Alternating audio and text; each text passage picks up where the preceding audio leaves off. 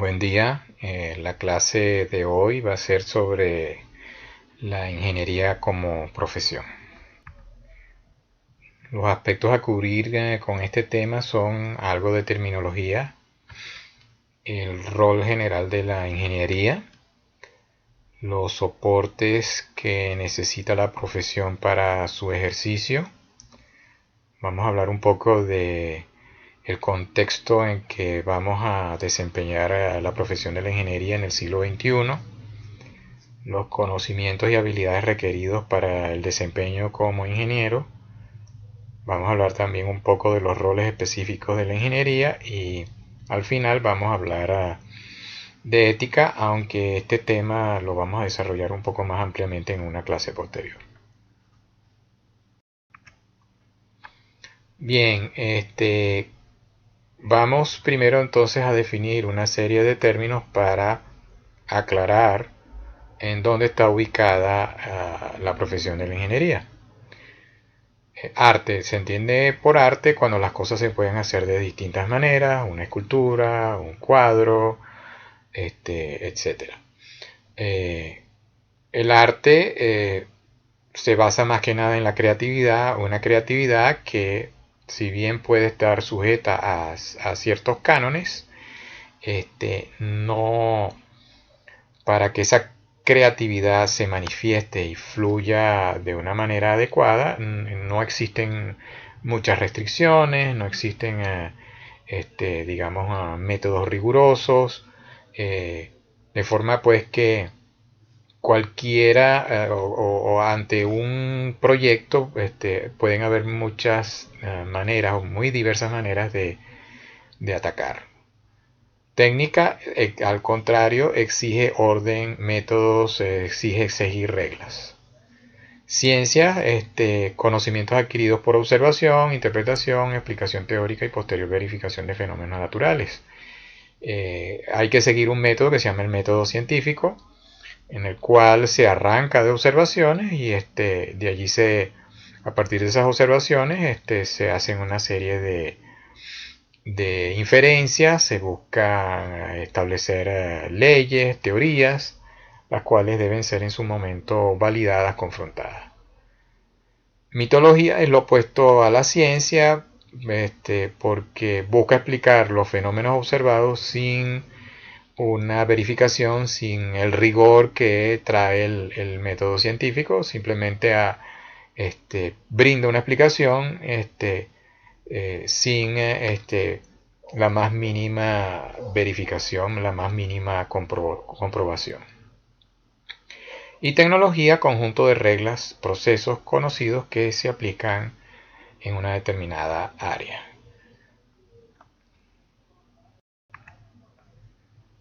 La ingeniería entonces, ya conociendo esos términos que acabamos de ver en la lámina anterior, serviría de puente entre lo que es ciencia y lo que es tecnología. La profesión de ingeniería es si bien parte de los principios teóricos que aporta la ciencia, es una profesión práctica, es una profesión pragmática porque lo que hace es aplicar esos principios teóricos a problemas reales, a problemas que se pueden presentar en la sociedad.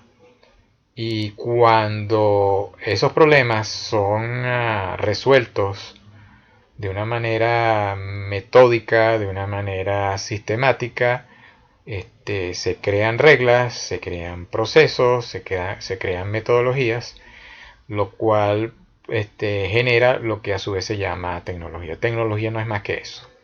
Reglas, procesos, métodos que permiten hacer cosas, que permiten resolver problemas de diversa índole.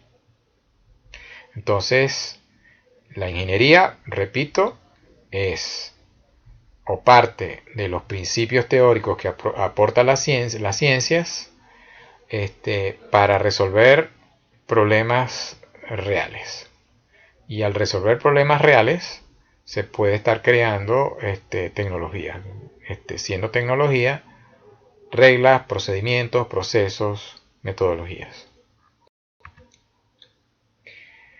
La ingeniería, como se dijo antes, parte de los conocimientos o principios que aportan la ciencia, llámese física, termodinámica, química, matemáticas, y con el conocimiento de esas ciencias, de esos principios, genera métodos, y con el conocimiento de materiales y del uso de fuerzas de la naturaleza, produce tecnología para resolver problemas. Entonces, una vez más, la ingeniería es la profesión que sirve de puente entre ciencia y tecnología. Es la aplicación práctica de estos conocimientos y de estos principios. Para ello, la ingeniería se soporta en diversos aspectos. El ingeniero debe ser analítico, entendiéndose por analítico que es capaz de tomar un problema y descomponerlo en sus diversas partes para entenderlo. Una vez que ha entendido el problema, puede hacer una integración y de esta manera resolver dicho problema. También se basa en la experiencia, en la resolución de problemas similares en el pasado, buscando entonces utilizar ese aprendizaje en la resolución de nuevas situaciones, de nuevos problemas. Eh, la ingeniería no es una profesión que solamente se basa o se soporta en la técnica, en la ciencia, sino que también utiliza criterios económicos, porque cuando se va a buscar a resolver un problema, una de las cosas que nos encontramos, que suele uno encontrarse, es que los recursos están limitados y sobre todo los recursos financieros. Entonces, otro aspecto que debe considerar la profesión es que debe incorporar como una restricción la limitación en los recursos financieros. De allí que entonces para optar por la mejor solución haya que tomar en cuenta también los criterios económicos. Y otro soporte que sirve en el desempeño de la profesión es la heurística. ¿Qué se entiende por heurística? Heurística es un método de resolución de problemas que no necesariamente es profundo o riguroso.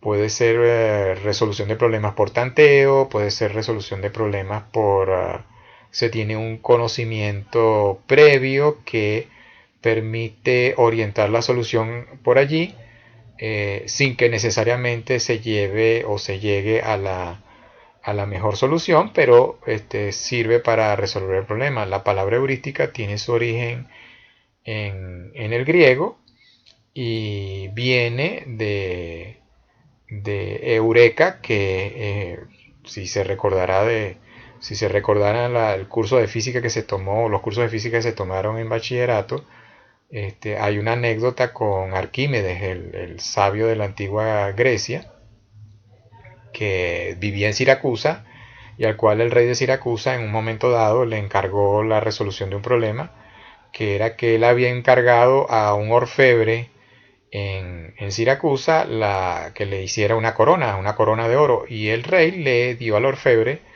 una cantidad de oro que se debía usar en la construcción de la corona. Sin embargo, el rey tenía el temor de que el orfebre le iba a hacer alguna trampa con el oro y que no iba a utilizar, si le había dado, qué sé yo, 2 o 3 kilos de oro, este orfebre iba a usar menos oro del que se le había entregado y el oro restante se lo iba a quedar. Y para cumplir con el peso de lo que se le había entregado, fuesen 2 o 3 kilos, el orfebre iba a seguramente usar otros metales de menor valor.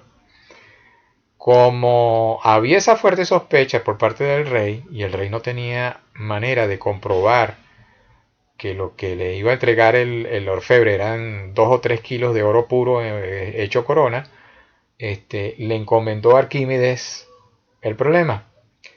Y un buen día Arquímedes, dándole vuelta en su cabeza a ese problema, se mete a bañar, y cuando se mete en la bañera desplaza una cantidad X de agua. Y allí fue donde como quien dice, se le prendió el bombillo y le vino la solución. Ahí es donde nace la ley de los pesos específicos, cuya autoría se le da a Arquímedes. La anécdota dice que Arquímedes, una vez que le vino la solución al problema, sale a la calle completamente desnudo, gritando eureka, eureka, eureka, ¿no? La cuestión, creo que termina, es que el orfebre entrega la corona, y ya por lo que había deducido Arquímedes, se comprueba que el orfebre no había usado la cantidad de oro que le había entregado el rey de Siracusa para construir la corona. Había usado menos oro del debido. Esto hace suponer que, bueno, el destino final del orfebre no fue el más sano. Bien, bueno, ya empezamos a hablar un poco de la profesión de la ingeniería, que la ingeniería es el puente entre la ciencia y la tecnología, es el uso práctico de los conocimientos derivados de la ciencia, los principios derivados de la ciencia, para la resolución de problemas. Bien, habría que ver entonces cómo, antes de empezar a hablar del desempeño de la profesión, en qué contexto se va a desarrollar ese desempeño, en qué ambiente se está ejerciendo la profesión de ingeniero. Para ello entonces tenemos que hablar de las características del siglo XXI. El siglo XXI se caracteriza por el surgimiento abundante de nuevas tecnologías, ya que acabamos de hablar de tecnología y cómo eso está relacionado con la profesión. Entonces, una de las cosas que va a afectar al ingeniero en el ejercicio de su profesión es esto, ¿no? Que están surgiendo muchísimas tecnologías nuevas. El periodo de obsolescencia de las tecnologías es muy corto. Uno apenas ya está dominando una tecnología cuando aparece una nueva, y que te obliga a dejar la que recién habías aprendido, la que recién le habías agarrado alguna destreza, desecharla por una nueva que es mucho mejor, que te hace mucho más productivo, etc. Otra cosa que caracteriza al siglo XXI y que afecta a nuestra profesión son los cambios sociales. El siglo XXI está caracterizado por la globalización. Uno puede estar trabajando hoy día en un país, y a lo mejor trabajas en una organización o en una compañía que es transnacional, y esa organización decide que tu rol debe desempeñarse no ahora en Venezuela, sino te tienes que mudar para México, o te tienes que mudar para un lugar de Europa o de Norteamérica. Cooperación, ahora se está hablando mucho de cooperación, de trabajo en equipo, de trabajo interdisciplinario. El siglo XX, el siglo pasado, se caracterizaba mucho por el trabajo individual, la competencia. Ahora, dentro de las organizaciones se busca más la cooperación, no solamente dentro de la misma profesión de la ingeniería, sino con otras profesiones, no solamente dentro de la misma organización para la cual trabajamos, sino entre organizaciones. Así que se está dejando un poco de lado o atrás el paradigma de la competencia, y está siendo sustituido por el de cooperación. Otra vez en el siglo XX, caracterizado por el conflicto, ahora se habla de ayuda mutua. El trabajo individual separado en el siglo XX versus conexión, redes en el siglo XXI, sobre todo ahora con la aparición de estas nuevas tecnologías, estas nuevas plataformas que nos permiten estar en contacto con otras personas en tiempo real, y la inmediatez, un poco relacionado también con esto del surgimiento de nuevas tecnologías y de periodos de obsolescencia muy cortos. Hay nuevas tecnologías que nos permiten obtener las cosas muy rápidamente, y algunas de ellas en tiempo real. Entonces, estas características, estos rasgos del ambiente del siglo XXI es en el cual vamos a desarrollar, a desempeñar la profesión de la ingeniería, y tienen que ser tomados muy en cuenta para ver cómo nos afectan, cómo tenemos que adaptarnos a este ambiente para desempeñar de la mejor manera la profesión. Bien, entonces esto nos permite ya, conociendo el ambiente donde se va a desarrollar la profesión, este, determinar cuáles son las características que debe reunir un profesional de la ingeniería para ejercer adecuadamente la profesión, ¿no? Lo acabo de mencionar. Esas características tienen que ser de tal manera que nos permitan adaptarnos a ese ambiente donde hay una explosión de información, donde la ciencia y tecnología están avanzando muy rápidamente y a pasos agigantados. Y lo que hace que, como mencioné también antes, que los periodos de obsolescencia de las tecnologías sean muy cortos, y eso acorta los ciclos de vida de mucho conocimiento que en un momento dado era útil y que después se va a desechar porque ya con la aparición de nuevos conocimientos y nuevas tecnologías, pues ya han sido barridos, han sido sustituidos. Como ejemplo, puedo hablar de en mi caso personal. Cuando empecé a estudiar ingeniería en la década de los 70, mi primer semestre para las materias cuantitativas usaba regla de cálculo. Ya para el segundo o tercer semestre habían hecho aparición las primeras calculadoras de bolsillo, y dada pues las ventajas de una calculadora electrónica, por la velocidad, el grado de precisión, etcétera, prácticamente todos los estudiantes desechamos las reglas de cálculo y las reemplazamos por las calculadoras de bolsillo. Y ya hacia el final de mi carrera, ya estábamos usando no solamente las computadoras tipo mainframe, las computadoras de gran tamaño, ya habíamos aprendido algún lenguaje de programación, sino había mini computadoras. No computadoras personales, no computadoras de escritorio, sino mini computadoras.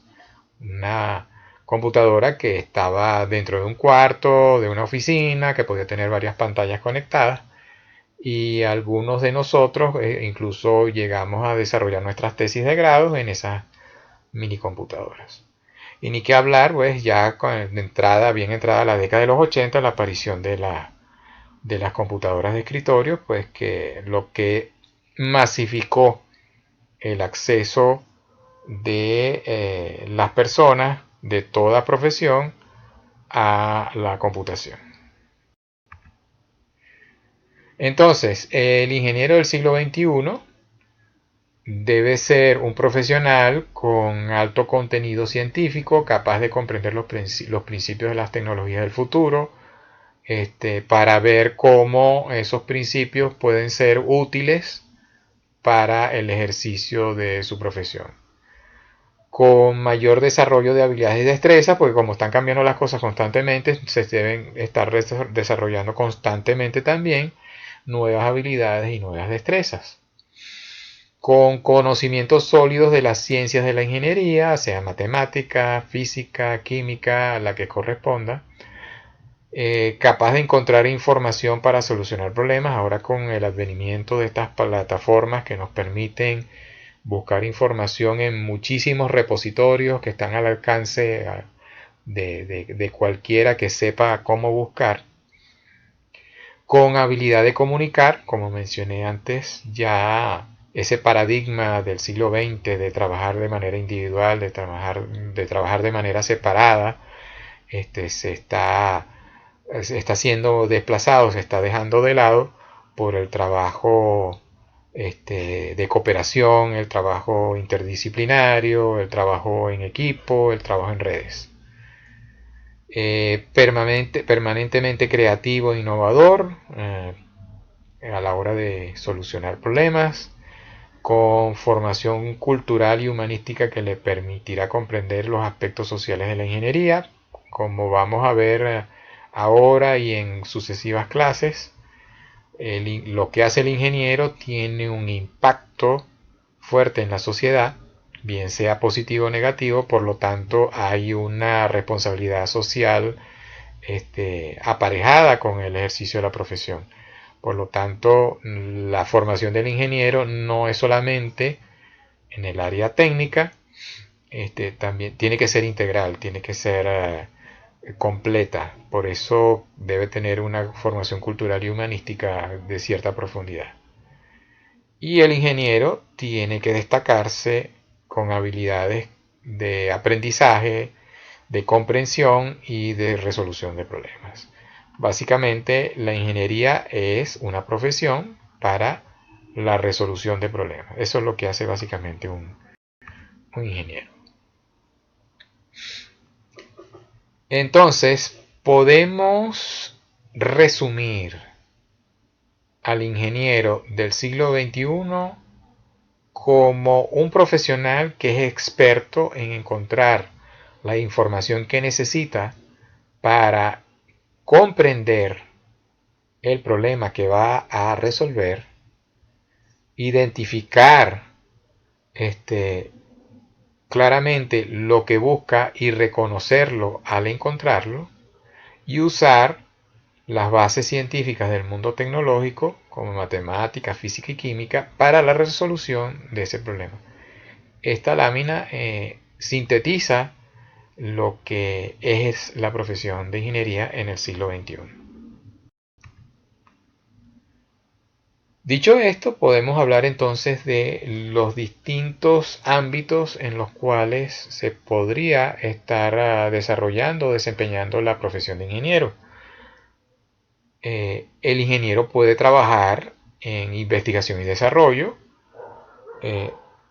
a pesar de que la ingeniería se ve como una profesión eminentemente práctica. Eso no le exime o no le impide trabajar en el campo de la investigación y desarrollo, por el hecho de que el ingeniero parte de los principios de la ciencia. El ingeniero no es ajeno al método científico, al contrario, su formación como ingeniero le permite trabajar en investigación con una visión ya de aplicación, es buscar un conocimiento nuevo ya para aplicarlo a algún problema que ha sido previamente identificado. O aunque no haya sido identificado, una vez producido ese nuevo conocimiento, su profesión de ingeniero le va a permitir desarrollar la tecnología para su rápida aplicación práctica. Desarrollo de productos, bueno, eso está aparejado con la investigación. El ingeniero puede trabajar en proyectos de diversa índole, proyectos de construcción, proyectos eléctricos, proyectos hidráulicos, en diseño técnico o desarrollo de nuevas tecnologías. Como soporte técnico ya existen productos, existen plataformas que necesitan que se le dé mantenimiento, que se le dé ayuda a los usuarios. El ingeniero puede desempeñar un rol allí.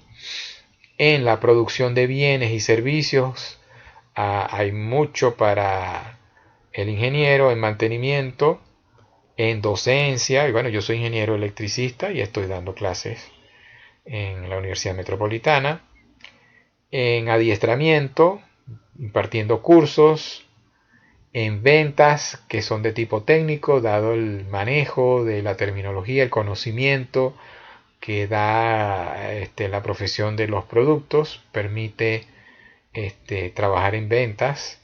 En mercadeo, que el mercadeo está basado también en usos de estadísticas, matemáticas. El ingeniero puede perfectamente desempeñarse allí. En consultoría, prestando servicios a entes públicos y privados. Esto es en la impartición de conocimientos para resolución de problemas en organizaciones específicas, en inspección de obras, en gestión de la calidad, el uso práctico de matemáticas, estadísticas, para la mejora continua de procesos, bien sea de manufactura o de servicios, en administración de recursos humanos, en gerencia, en la gestión de gestión de organizaciones, gestión de gente, manejo de gente, supervisión. Y bueno, hace un momento mencioné el aspecto de responsabilidad social. También el ingeniero, dada su formación integral, puede tener un rol en ese campo de responsabilidad social. Un tema que en otra clase vamos a desarrollar un poco más. Bien, así que un poco resumiendo los distintos roles del ingeniero, el ingeniero puede ser un empresario, puede ser un investigador, puede ser un tecnólogo, puede ser un gerente. El ingeniero tiene el conocimiento y tiene las destrezas y habilidades que le permite desempeñar roles en estas distintas esferas. El ingeniero no solamente se restringe al área tecnológica.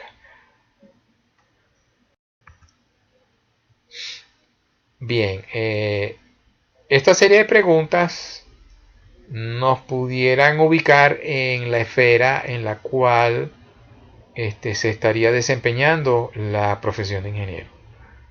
¿Qué empresa voy a crear? ¿Cómo se crea una empresa? ¿De dónde saco el dinero? Y si fracaso,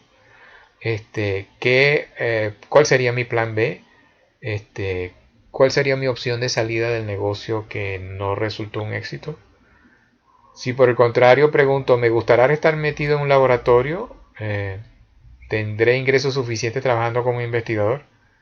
Y si no me gusta enseñar y si descubro algo, ¿cómo lo comercializo?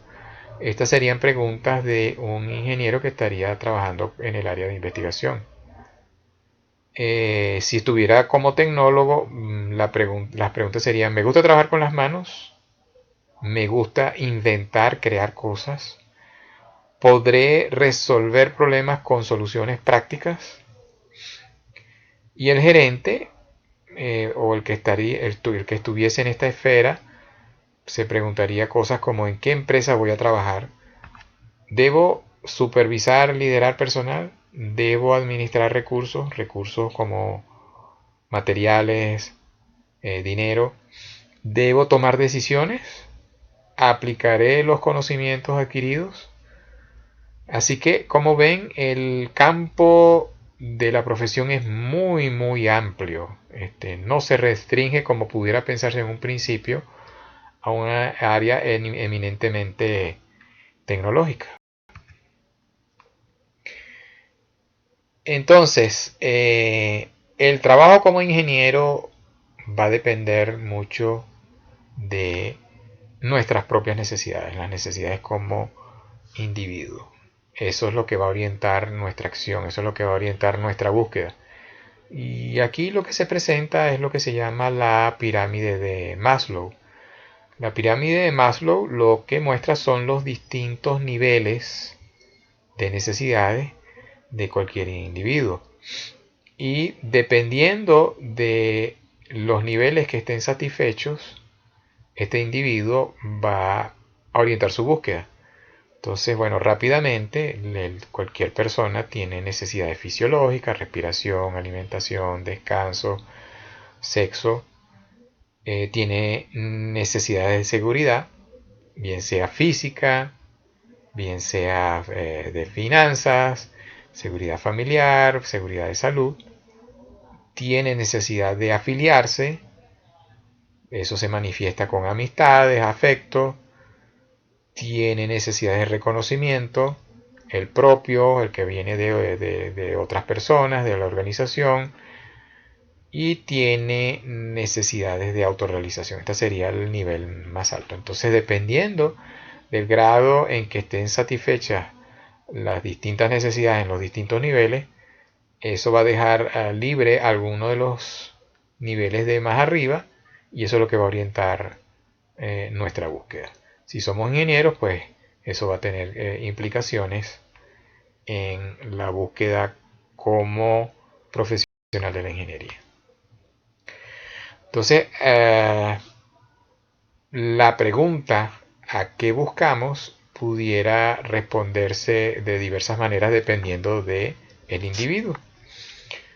Una respuesta al que buscamos como ingeniero puede ser ganar buen dinero para lograr o mantener el estatus que deseo. O sentirme bien realizado con lo que hago. Yo como ingeniero estoy aportando a la sociedad, yo como ingeniero estoy ayudando a la comunidad al resolver una serie de problemas. O simplemente puede ser algo ya más íntimo, más familiar, hacer que mis padres se sientan orgullosos de mí. O ayudar a satisfacer las necesidades del entorno. A lo mejor yo trabajo en un sitio que, pues digamos, es una organización sin fines de lucro y que se dedica a resolver problemas muy propios de la comunidad. O lo que busco es reconocimiento.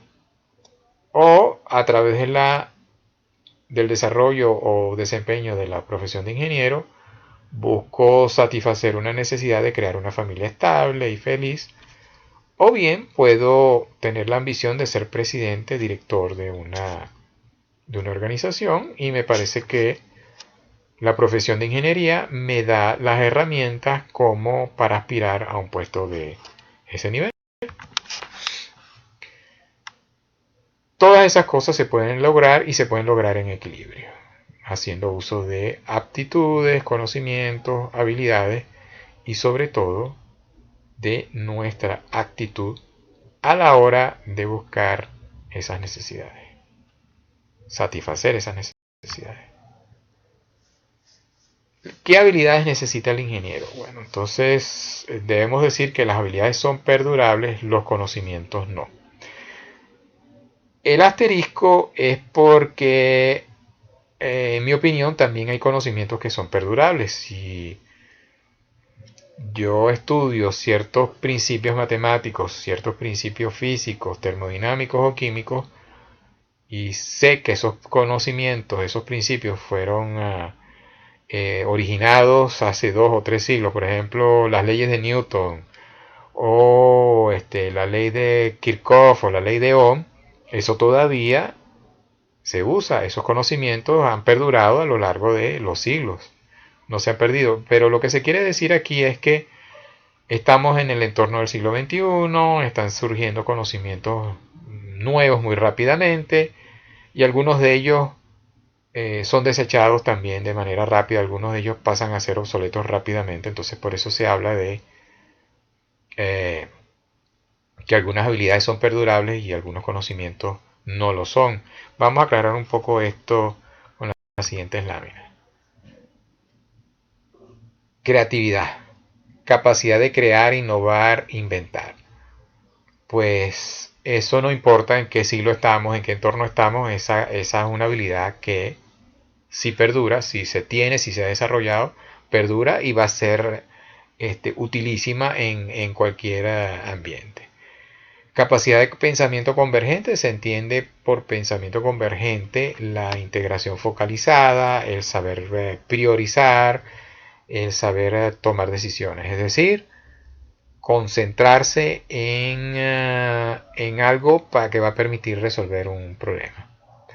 Capacidad de pensamiento divergente es un poco al contrario del convergente, es descubrir que hay más de una respuesta correcta, que los problemas de ingeniería admiten más de solución, es ver las cosas con mayor amplitud, es ver el problema más ampliamente, tratando de ver todo el panorama y permitiendo identificar más de una solución para después optar por una en específico, la que nos sirva mejor, la que creamos más conveniente.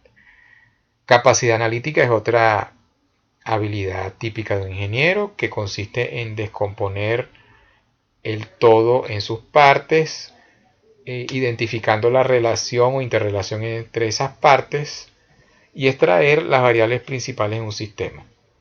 Es saber relacionar los síntomas que presenta un problema con las causas. Capacidad de trabajo en grupo, lo que mencionábamos antes,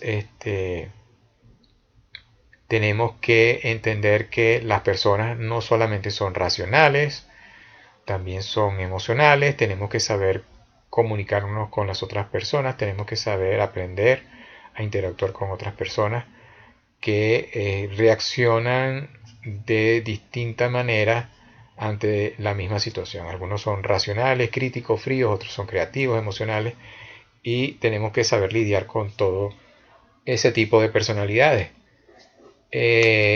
La capacidad de integrarnos a equipos interdisciplinarios es otra habilidad del ingeniero, porque muchas veces la complejidad de los problemas que hay que atacar son bastante altas y eso implica o fuerza a la entrada de diversas profesiones y debemos ser capaces de también interactuar con gente que viene de otras profesiones. La serendipia, esta es una palabra que viene del inglés serendipity, y es la facultad de encontrar una cosa mientras se busca otra. Es cuando se está buscando información, cuando se están buscando datos para un problema y de repente te consigues con cosas que pueden servir a la resolución de otro problema o con cosas que te conseguiste por accidente. Ejemplo típico, el descubrimiento de la penicilina por Alexander Fleming, que se sabe que fue de manera accidental. Diseño conceptual, el, el ingeniero debe ser capaz de generar la idea que conceptualiza algo y después de comunicarla para su posterior desarrollo. Y hablando de comunicación, el ingeniero tiene que ser capaz de comunicarse de manera escrita, oral, debe tener poder de convencimiento, de vender ideas, defender proyectos, el uso de técnicas gráficas y el dominio de un idioma técnico que el típico en el siglo XX y todavía en el siglo XXI es el inglés. Y no es nada más que el idioma preponderante en la parte técnica, sino también en la parte comercial, la cual no le es ajena por nada al ingeniero. Ahora vamos a hablar de la ética en el desempeño de la profesión de ingeniero. ¿Qué es la ética? Es el conjunto de principios y normas morales que regulan las actividades humanas. Dos de los códigos de ética más conocidos en Venezuela son el código de ética de la IEEE. IEEE viene de Institute of Electrical and Electronic Engineers, viene del inglés. Y el código de ética del Colegio de Ingenieros, que lo pueden conseguir en este sitio, está en PDF. Es bueno que se lo lean, de todas maneras vamos a hablar un poquito más de ese código cuando ampliemos el tema de ética en una clase posterior. Ética se soporta en valores. Y un ingeniero, como dijimos antes, no es un ente aislado. Un ingeniero cuando se desarrolla como profesional, interactúa con clientes, interactúa con colegas, interactúa dentro de empresas y lo debe hacer basado en una serie de valores que son los que soportan al código de ética de desempeño de la profesión. Así que debe recordarse que estamos en el siglo XXI, estamos inmersos en la sociedad del conocimiento, en la sociedad de la globalización. El ingeniero no es una isla, el ingeniero es muy difícil conseguir un ingeniero que pueda desempeñar la profesión de una manera individual, aislada. No, alguna relación debe tener con su entorno y esa relación debe hacerse basada en un código de ética. Como dije antes, la ética está soportada en valores y podemos hablar de valores individuales y de valores que son propios de la profesión. Vamos a ver entonces que algunos de los valores individuales se van a encontrar también que son útiles o se repiten para el profesional de la ingeniería. Un individuo puede valorar la familia. Eso no necesariamente aplica a un profesional de la ingeniería. Es posible que uno se consiga un profesional de la ingeniería para el cual la familia no es un valor. Sin embargo,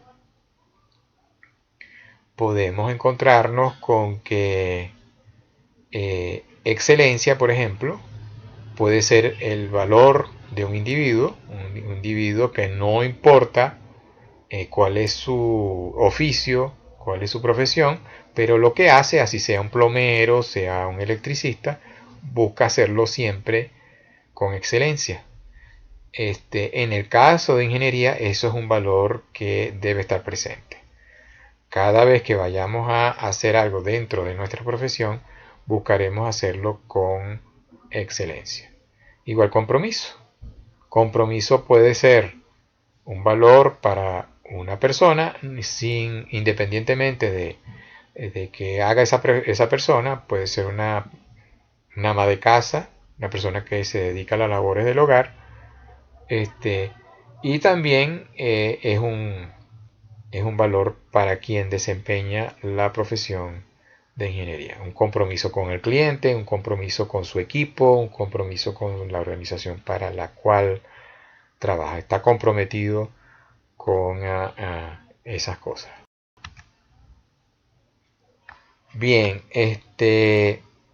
esta última parte es extendiendo un poco el aspecto de la ética en la profesión de la ingeniería. En una próxima clase vamos a hablar de la importancia que tiene la profesión dentro de las sociedades.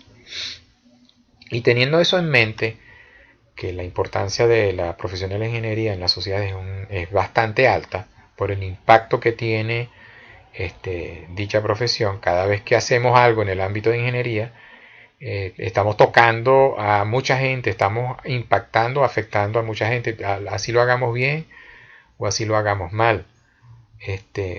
Entonces, teniendo en cuenta ese aspecto y extendiéndonos un poco por el lado de lo que tiene que ver la ética, lo que tiene que ver con los valores, vienen estas láminas, ¿no? Una sociedad que actúa en base a valores genera paz y genera prosperidad. Si en esa sociedad no se actúa en lo colectivo en base a valores, sino antivalores, vienen problemas, vienen conflictos, puede venir el caos, pueden venir problemas que afectan a toda la colectividad. Algo que de cierta manera estamos viviendo en nuestro país. Así como hay personas pobres y personas ricas, hay países pobres y países ricos. La diferencia entre los países pobres y los ricos no es su antigüedad, como pudiera pensarse, porque está demostrado que hay países con una cultura milenaria, como son el caso de la India y el Egipto, y son pobres. Y cuando digo son pobres, la mayoría de esas poblaciones, no sé, 80, 90%, cuidado y sin más, son gente pobre. Al contrario, hay países como Australia, Nueva Zelanda, que son mucho más jóvenes, tendrán 100, 150 años de haber sido creados, y son países desarrollados, son países que generan riqueza. O hay países como, hay varios casos o ejemplos asiáticos, está el caso de Corea del Sur, que en la década de los 70 era un país muy pobre, era un país que incluso si se le comparaba con países de Latinoamérica estaba bastante atrás, incluso de Venezuela, porque Venezuela en la década de los 70 estaba a la cabeza en muchos aspectos de Latinoamérica, y Corea del Sur en esa época estaba bastante atrás. Y en cosa de pocas décadas, bueno, se está a la vanguardia. Ahora es una de las economías más bollantes, uno de los países más progresistas del mundo. Basta con nombrar marcas para uno darse cuenta con dónde está Corea del Sur ahorita. Uno habla de Samsung, uno habla de Kia, uno habla de Daewoo y uno sabe que está hablando de Corea del Sur. La diferencia entre países pobres y ricos tampoco está en los recursos naturales que disponen, pues un ejemplo, Japón es un país pequeño, el 80% del territorio es montañoso, no apto para la ganadería y la agricultura, y sin embargo, Japón hoy día es la tercera potencia económica mundial, solamente detrás de Estados Unidos y de China. Su territorio es como una gran fábrica flotante que recibe materia prima de todo el mundo y la exporta transformada, acumulando riqueza. Por otro lado, se encuentra Suiza, sin océanos, es un país mediterráneo en Europa, que tiene una de las mayores flotas náuticas del mundo. No tiene cacao, pero sí producen uno de los mejores chocolates del mundo. Cría ovejas y cultiva el suelo solo 4 meses al año, ya que el restante, la restante parte del año es invierno, pero tiene los mejores productos lácteos de toda Europa. Suiza, al igual que Japón, no tiene productos naturales, pero da y exporta servicios con calidad, que son muy difíciles de superar. Es un país pequeño que da una imagen de seguridad, orden y trabajo, que los convirtió en la caja fuerte del mundo. Así como ese, como el caso de Japón, como el caso de Suiza, hay muchos casos de países con situaciones geográficas desventajosas, con escasez de recursos naturales, y sin embargo son países que están a la vanguardia, son países productivos, son países de una gran riqueza material. Tampoco es que sean más inteligentes, porque mucha gente que se ha formado en países pobres, cuando se han ido a estos países, demuestra que son tan capaces como los naturales de esos países que ya están bastante desarrollados. Entonces no se trata de algo que tiene que ver con la inteligencia. Otro ejemplo son los ejecutivos de países ricos que visitan nuestras industrias, y al hablar con ellos nos damos cuenta que a nivel intelectual no hay diferencia. Finalmente, no podemos decir que la raza hace la diferencia, pues en los países centroeuropeos o nórdicos vemos como los llamados ociosos de América Latina o de África, ociosos entre comillas, demuestran ser la fuerza productiva de esos países. Es decir, se agarra cualquier persona de un país subdesarrollado y se le mete en un país del primer mundo y rinde como el que más. Así que no tiene que ver la cuestión genética, la cuestión racial en esto. Entonces, ¿dónde está la diferencia? Se preguntaría uno. Y la diferencia está en la actitud de las personas. ¿Por qué una persona actúa diferente en diferentes entornos?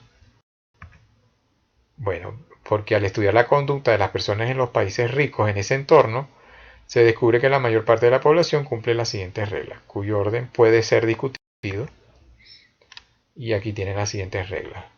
La moral como principio básico, el deseo de superación, el respeto a las leyes y los reglamentos, el respeto por el derecho de los demás, amor al trabajo, valorar la integridad, la puntualidad, la responsabilidad. Entonces, si la mayoría respetan estas cosas, valoran estas cosas, a los demás no les queda, al que está recién llegado, no le va a quedar otra que encarrilarse y adaptarse a ese entorno. Entonces,